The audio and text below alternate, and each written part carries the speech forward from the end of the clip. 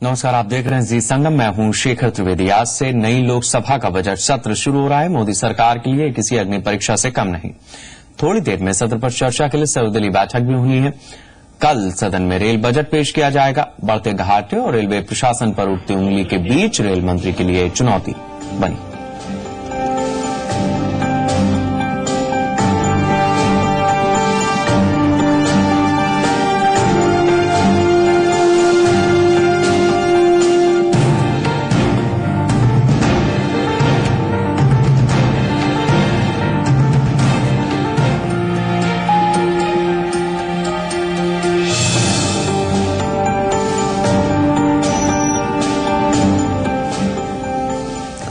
30 साल बाद पहली बार कोई ऐसी सरकार रेल बजट पेश करने जा रही है जो राजनीतिक मजबूरियों की दुहाई नहीं दे सकती, क्योंकि जनता ने बम्पर बहुमत दिया। यानी इस रेल बजट से उम्मीदें बेशुमार हैं। साथ ही रेलवे को नई शुरुआत का भी इंतजार है। हिंदुस्तान के करोड़ों लोगों के लिए अगर रेलवे यात्रा का सबसे बड़ा साधन और माध्यम है, तो वहीं हिंदुस्तान की सियासत के लिए एक दुधारू गाय है। यही वजह है कि रेलवे को लेकर सियासत सबसे ज्यादा हुई है। खासकर गठबंधन की सियासत में रेलवे एक ऐसा विभाग बन गया जिसके लिए राजनीतिक सौदेबाजी तक से परहेज नहीं किया गया।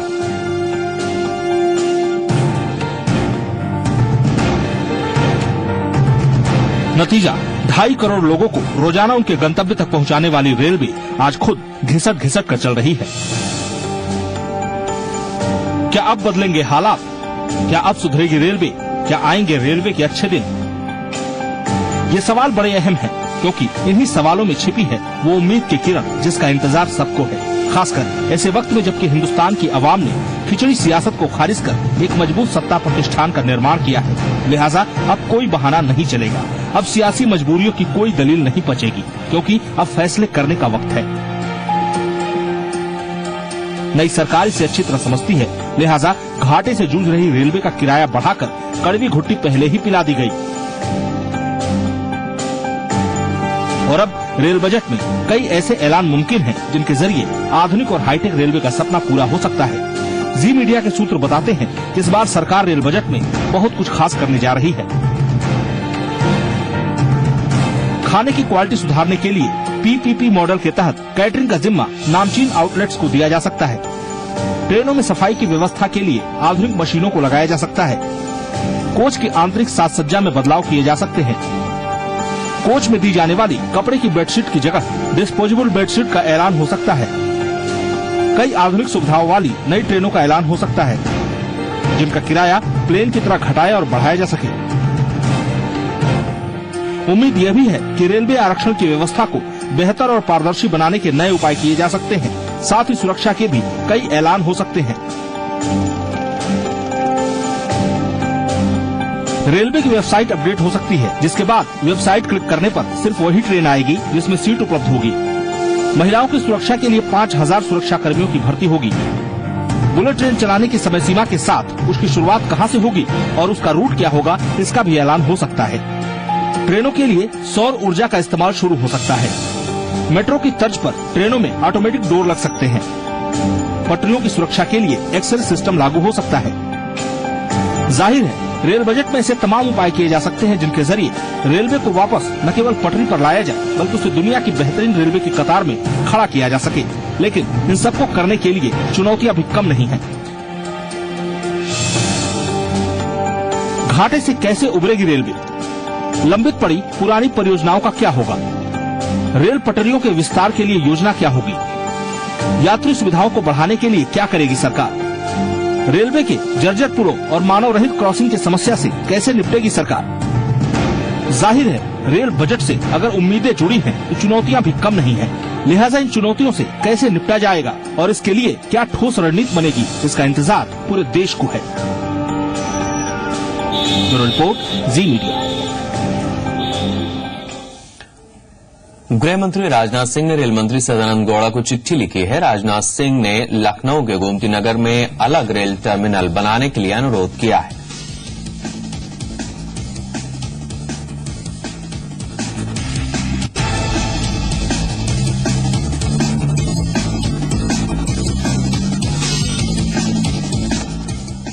रेल बजट से उत्तराखंड के लोगों को क्या उम्मीदें हैं, आइए देखते हैं। रेल में सबसे पहले मैं चाहती हूँ महिलाओं की सुरक्षा, जो महिलाओं को चाहिए, गर्ल्स के लिए चाहिए। और दूसरा है कि रेल में हाइजीनिक फूड मिले, जो रेलवे स्टेशन है साफ सुथरा हो। विषय में हमारे सबसे ज्यादा चिंता का विषय यही है कि महिलाएं बिल्कुल भी सुरक्षित नहीं है, चाहे वो रेल में जा रही हो, चाहे वो सड़कों पर जा रही हो। सबसे ज्यादा मुद्दा हमारा रेल का होता है। स्टेशन में, मेनली रेलवे स्टेशन में जो है, एक तो साफ सफाई की व्यवस्था हो और रेल का किराया उचित हो। में रेल वगैरह की यही प्रॉब्लम है कि रेल बजट तो ठीक है, पर लेकिन जो ट्रेन शिमला तक जा सकती है, क्या वो देवप्रयाग वगैरह तक नहीं जा सकती है। और अब देखते हैं कि रेल बजट से कानपुर के लोगों को क्या उम्मीदें हैं। किराया बढ़ाने के बावजूद सुविधाएं और सेफ्टी दो मेन चीजें हैं। किराया बढ़ने का कोई प्रॉब्लम नहीं है, पर सुविधाएं और सेफ्टी लेडीज को कम से कम और सीनियर सिटीजन को मिलनी चाहिए।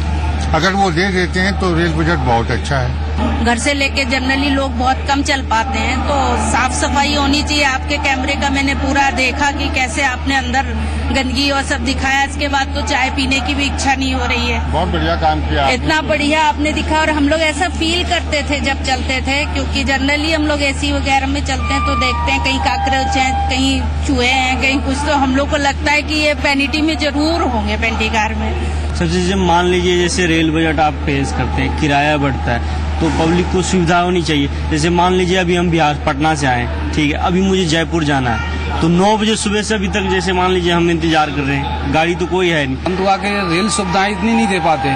जितनी भी ट्रेनें हैं वो लेटों पर सभी सही टाइम पे नहीं जाती। रिजर्वेशन जितना भी है आकर लेने के बावजूद भी तत्काल भी लेते हैं, तो तत्काल 10 बजे से स्टार्ट होता है, 10 बजे 1 मिनट पे भी लेने पे भी वेटिंग मिलता है। वो हम चाहते हैं कि कम से कम हर आदमी को जो सुविधा मिलनी चाहिए, चाहे वो पेंट्री कार में है, खाने की सुविधा है, उसका जिस हिसाब से मूल्य लिया जा रहा है उस हिसाब से हमको वैरायटीज दी जाए। लेकिन ऐसा कुछ नहीं, बहुत ही घटिया स्तर का खाना दिया जाता है। जो और शिमला के लोग क्या सोचते हैं रेल बजट को लेकर, आइए सुनते हैं। रेलवे का किराया तो भैया बढ़ता ही जा रहा है, हम लोग के बजट से तो बाहर होता ही जा रहा है, तो ये कम होना चाहिए। ट्रेनें की स्पीड बहुत कम है और मेंटेनेंस नहीं हो रहा है। पब्लिक को प्रॉब्लम होती है, टाइम ज्यादा लगता है।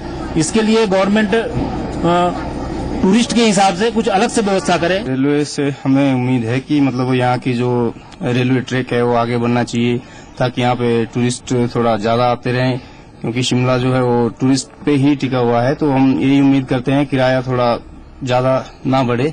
आम आदमी को तो काफी फर्क पड़ेगा। आम आदमी को जब किराया जेन्युइन होगा और आम जनता को काफी मतलब कि किराए में सहूलत होगी। जैसे किराया जैसे कितना बढ़ गया, अब चाहिए कि लिमिट का किराया लें। हिमाचल सुंदर जगह है, अच्छा जगह है, क्योंकि खूबसूरती है। अगर गवर्नमेंट ट्रेनें बढ़ा सकता है, कहीं से भी बढ़ा सकता है तो बढ़ा सकता है। अभी प्रेजेंटली किराए बढ़े हैं, वो तो हर आम आदमी और हर युवा यही डिमांड कर रहा है कि आगामी बजट में रेल किराया ना बढ़ाया जाए।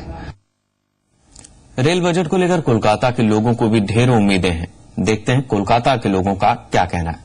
एयर हाइक है, उससे अपने जो आम आदमी है उसको तो काफी नुकसान पहुंचा है, और इससे आम जनता को कहीं से फायदा नहीं दिख रहा है।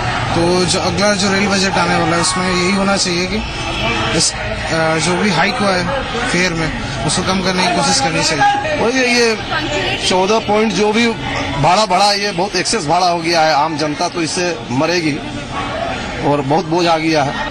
जैसे यहाँ से हरिद्वार हावड़ा जो जाती है, हम लोग चितरंजन में रहते हैं, हम लोग को बहुत असुविधा। एक ही गाड़ी है जन शताब्दी, यहाँ से जो पटना के लिए सुन रहे कि उसका भी स्टॉपेज उठाने वाले हैं। भाड़ा बढ़ा उसके लिए कोई बात नहीं, थोड़ा बहुत तो बढ़ना ही है।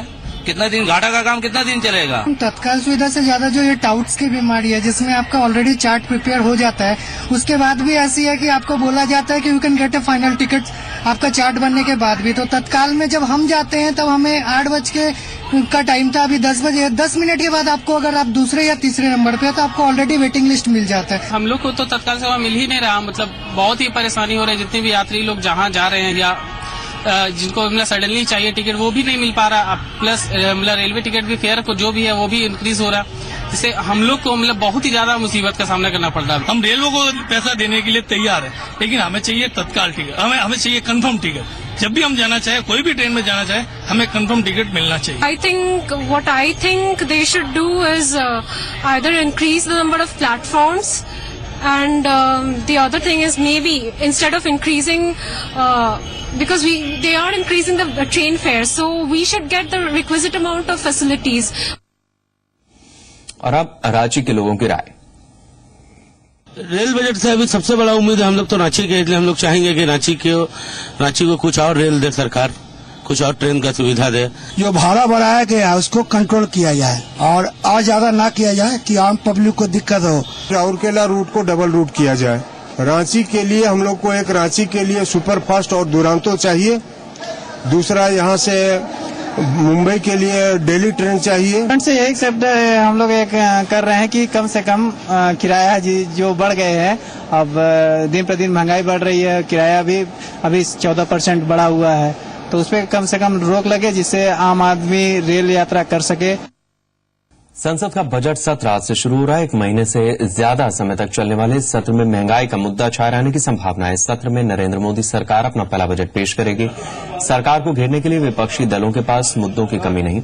इसमें सुप्रीम कोर्ट के न्यायाधीश के तौर पर पूर्व सॉलिसिटर जनरल गोपाल सुब्रमण्यम का नाम ठुकराए जाने को लेकर उठा विवाद, केंद्रीय मंत्री निहाल चंद के बलात्कार के आरोप से उठा विवाद और देश में महिलाओं के खिलाफ ज्यादती के बढ़ते मामले शामिल हैं। माना जा रहा है कि इस सत्र के पहले दिन की बैठक में इराक में भारतीयों की स्थिति पर संसद के दोनों सदनों में विदेश मंत्री सुषमा स्वराज बयान देंगी। रेल बजट 8 जुलाई को पेश किया जाएगा। इसके अगले दिन आर्थिक सर्वेक्षण पेश होगा और 10 जुलाई को आम बजट आएगा।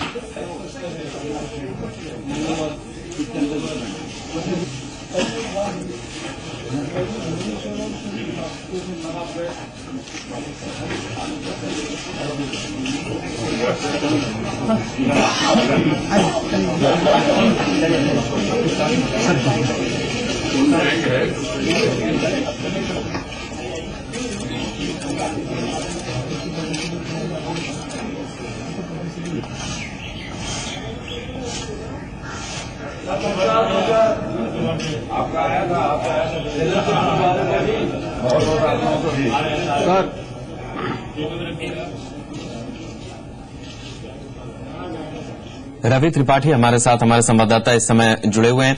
रवि, सरकार और विपक्ष कितना तैयार हैं आज से शुरू हो रहे बजट सत्र के लिए? हेलो,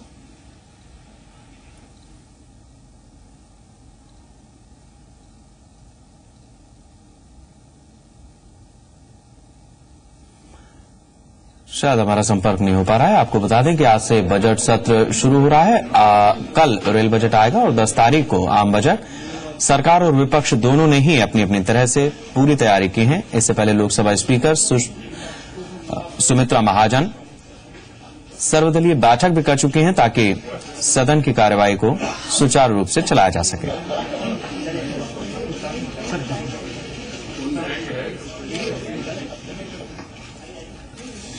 एक महीने से ज्यादा संसद सत्र चलेगा। रेल बजट कल आएगा, 10 तारीख को आएगा आम बजट। महंगाई से जनता जूझ रही है। रवि त्रिपाठी हमारे साथ जुड़ गए हैं। रवि, सरकार हो या विपक्ष, कौन कितना तैयार है आज से शुरू हो रहे बजट सत्र के लिए?